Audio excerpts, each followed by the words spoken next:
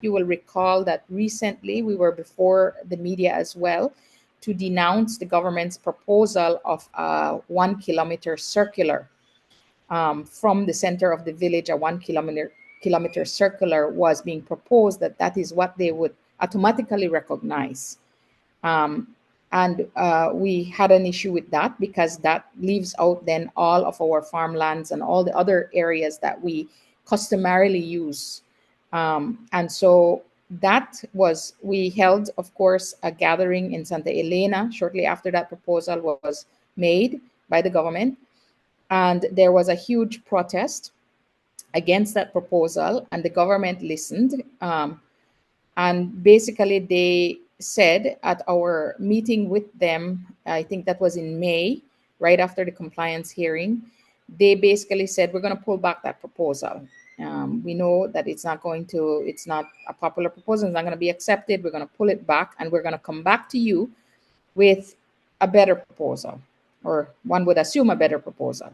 They have now come back with a new proposal, and that is perhaps what we should discuss in this interview, because the new proposal now is also very, very concerning to the Maya communities. Yesterday, the Inter-American Commission visited the village of Santa Cruz. This was the host village. This is where the working session was held.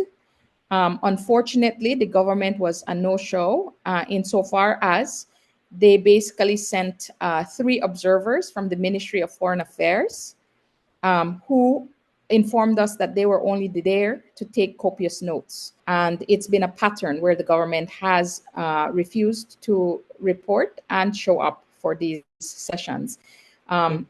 This is very disappointing, particularly because the Inter-American Commission is in country, is on site. The Attorney General's ministry is the ministry that represents the state in these cases. And so somebody from the Attorney General's ministry, at the very minimum, their counsel on this case. And we have still not arrived at a finalized Maya land tenure policy.